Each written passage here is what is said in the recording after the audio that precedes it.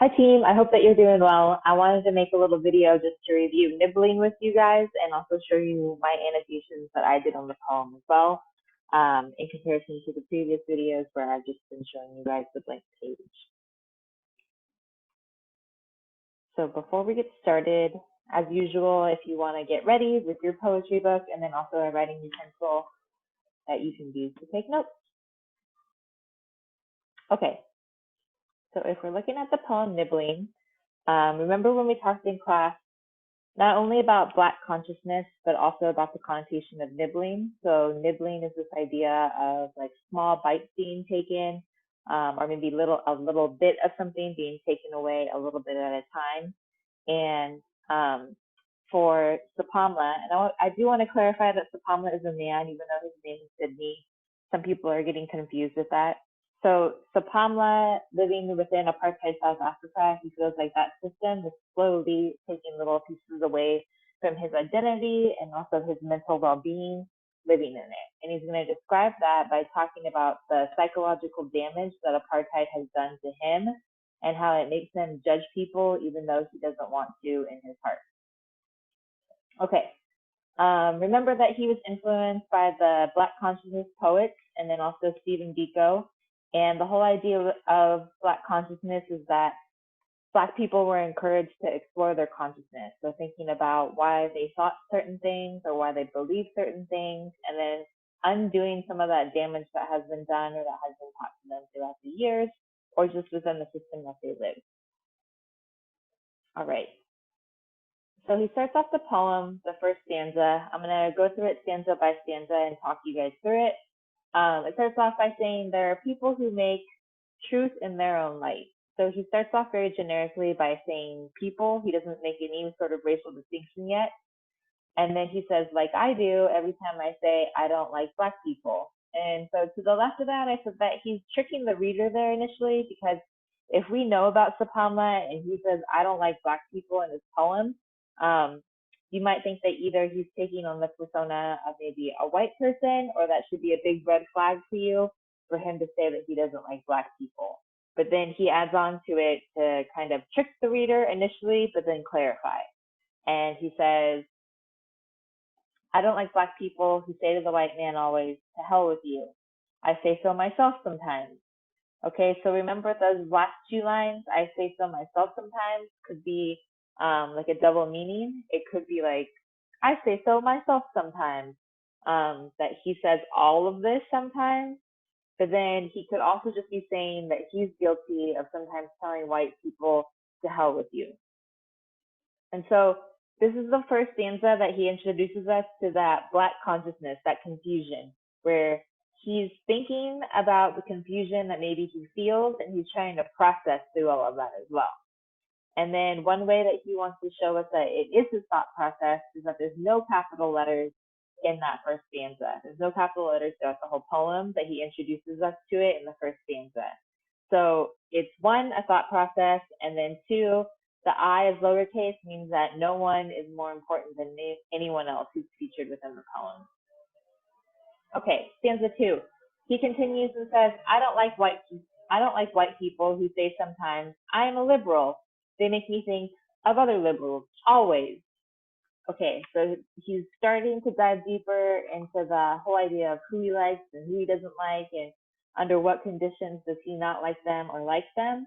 And so he's saying that he doesn't trust white people who are constantly trying to prove that they're liberal, or like what we would maybe say nowadays is that he doesn't like white people who are constantly trying to prove how woke they are. So like liberal would be like this, like accepting, diverse promoting, more equal government within South Africa.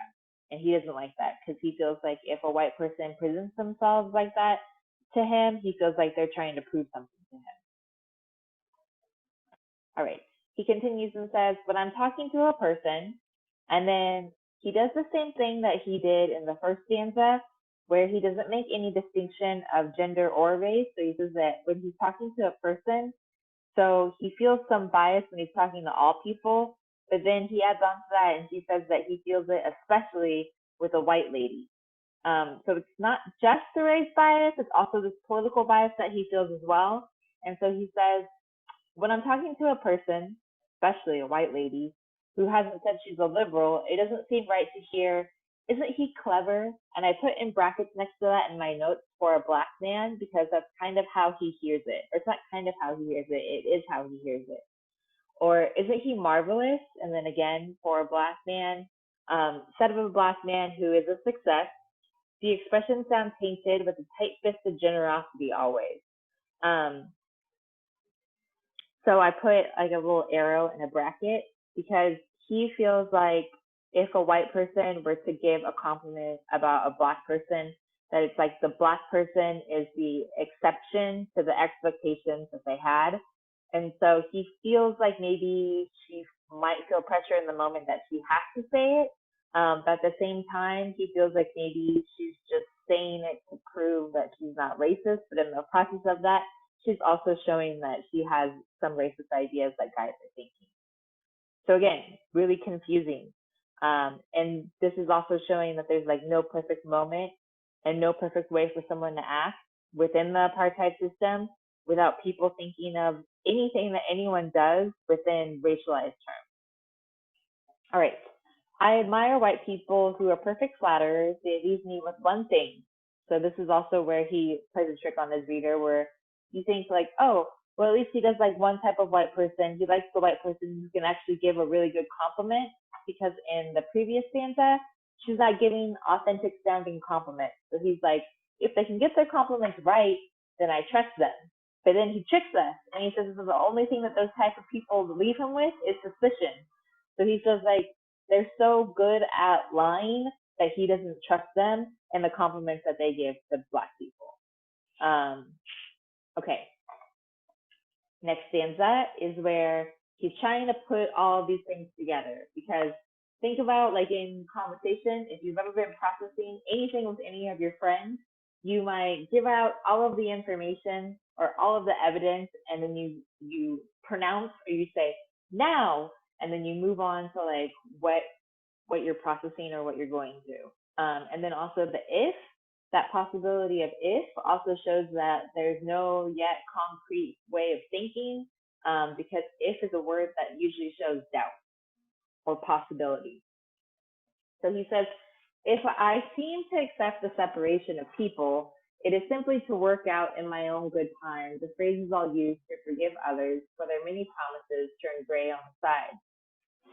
So he says, if I am expecting that I have these different sets of rules for these different kinds of people as I have separated them in my head, it's going to work out in my good time the phrases I'll use to forgive others. So if you have these separate set of rules for different people, then you have also separate types of excuses that you give to those different types of people. And then he ends by saying that he forgives others for their many promises turned gray on the side. So he's like, everyone has kind of done me dirty within my lifetime, both black people and white people. And he's trying to maybe explain through how he feels about race, but then he also feels kind of silly about it too, because it's kind of like a waste of your brain space to constantly be thinking about these different roles as they pertain to different people. And then he ends the poem with the last stanza where he says, I hate lies, one of which tries to explain my bitterness and anti-whiteness. Of course, I do hate some people. I am in love with mankind. So the last lie that he hates is that he probably hates that he is bitter, but he also wants people to know that his bitterness is not just an anti-whiteness. His bitterness is at this whole system that has been created that makes him come up with these rules in his head for how he should be treating different people. He wants to love all people, and he feels like this way of thinking is so very flawed. So at the very end, I wrote some notes of just like some of my initial thoughts and reflections to the poem. So if you just like think from your own experiences, I said that like people sometimes create their own reality as a way of coping with the harsh effects, especially under the apartheid system. And so that strategy to maybe defend themselves or protect themselves is hatred. And he feels like hate or dislike is the thing that's uniting people in South Africa. even though he doesn't want to have to hate anyone. So I ended by saying, living in a racist society or apartheid, and I said trains you, but that should actually be trained Sepamla. So it trains Sepamla to believe racist ideas about other people. Sometimes it's a mistake.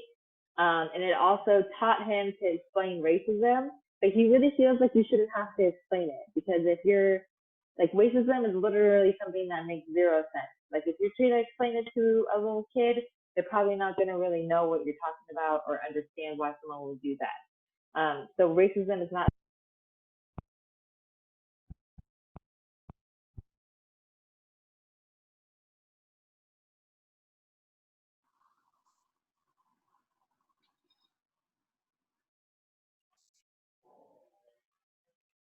He does that at first by trying to explain the racism to us, and then he ends the poem by saying, "This isn't something that you should try to explain to people." And who is to blame for that? It's not other races, like what the system wants us to do. The blame of it is on the system itself, and that's why it needs to be taken down and rebuilt. I hope that was helpful for you. Feel free to go back and re-listen. You also have the option on YouTube. If you go to the little settings widget, you can listen to it at a slower speed, because I know that I speak really quickly. Or you can feel free to maybe just pause the video and take a look at the notes that I've posted here. Thank you for watching. I hope you have a good rest of your day.